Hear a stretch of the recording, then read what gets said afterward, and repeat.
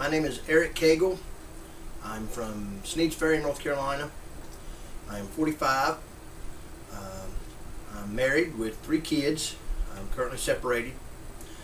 I have 20 years experience as a captain. I've done both charter boat fishing and scuba diving, mostly scuba diving. I'm a dive instructor. I became a dive instructor to be a better captain. I've not taught that many people to dive, but the ones I have taught went on to be instructors. There wasn't many of them, but most of them went on. We had, what I'm going to do for my movie section you're wanting, I'm going to tell you about what happened with us on the winter storm of '91 and a little bit of detail about it, and maybe that'll tell you about who I am. My dad's a commercial fisherman, and he commercially fishes for grouper, and that's his target fish, and then all your bycatch. But that morning we'd gone out, and they were calling for a little bit of a front to come through, but nothing major, so we went out. We got out early, and we had set out about 75 or 80 traps. There weren't many traps that day. We got those out, and we'd just got the last one set out and just turned on the other end to start taking them back up. The conditions that day were good during the morning. The wind was out southwest, maybe 5 knots, not even a chop. I mean, it was just a little ripple on the ocean. We're about 10 miles from shore, 12 miles from shore, a place called Christmas Tree Rock. We was up in what they call the Fingers. We had picked up 2 traps, we're setting them on the boat, and the wind turned, and it started coming out of the northwest, and it was starting up. I've never seen a wind like that. It went from nothing to 5 minutes later being 25 steady, consistent 25 knot wind, and then in the next 30 minutes just roaring right to about 70 knots.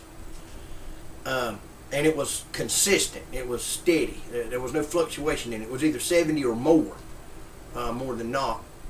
We'd radioed into the marina beside our house there, and they said that they were getting on land 70. So you know how it is on water, it'll pick up speed. So we really don't know how fast the wind was. We just know it was bad. We started to get into the inshore, and in the time it took for us to start to pick up our first trap to the time it took us to pick up the last trap that we picked up, the seas built on up to 7, 8, 10 feet that fast, and then in the next 45 minutes to hour they were breaking over on us. So we finally decided, well, we're going to quit taking up traps. We're going to get in because this is bad.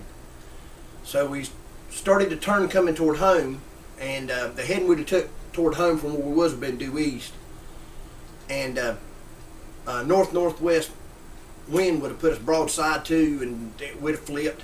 It'd have flipped us.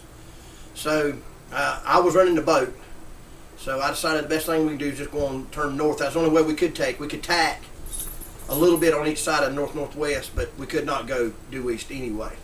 So we headed in toward Bogue Inlet, and we don't normally use Bogue. Bogue's a tricky inlet, and it's hardly ever been dredged very well. But we came on up toward Bogue Inlet. We spent 10 hours in this stuff, just trying to get to shore. About 3 hours from being to shore, we'd called the Coast Guard. It was killing me. It was all I could do to steer the boat. The seas were just basically a 20-foot chop. They weren't big rolling swells. They were just giant chop. We'd go over one way. Boat's 50 foot long, so you can imagine what was going on.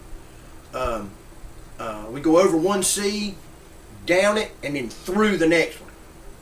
And I'd put the water wash just about 2/3 of the way up on our windshields. And why the windshields did not break, I do this day do not know. They held.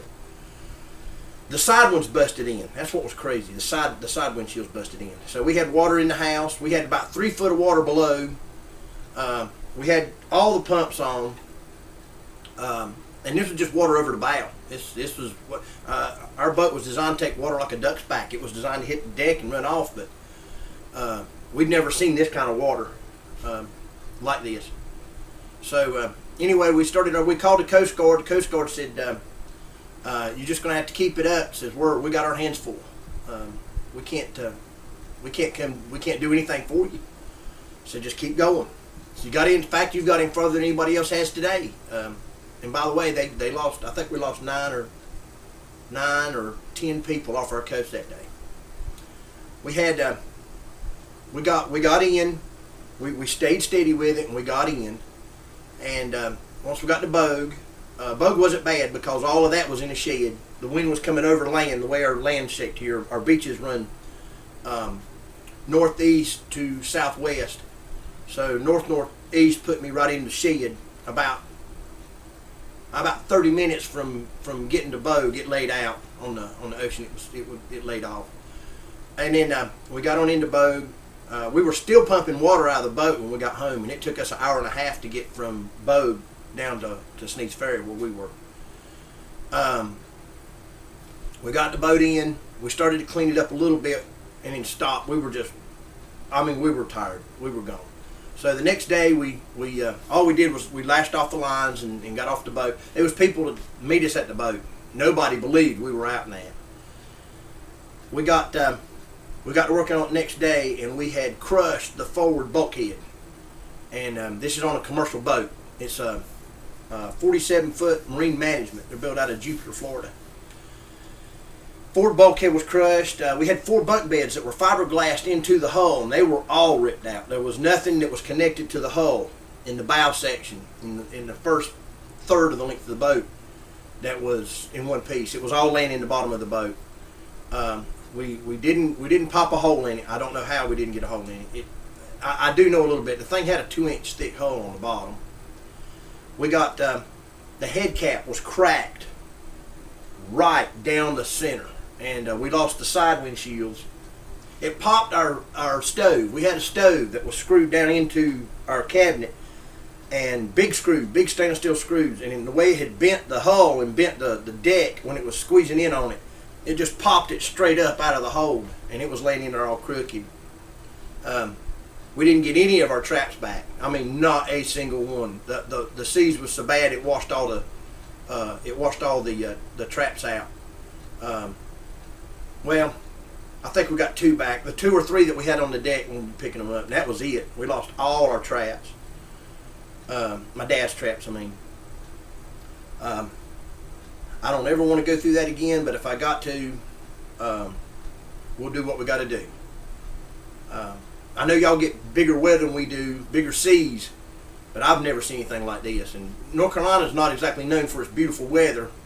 We get it tough here too, but I'll never forget that. Well, that's my story.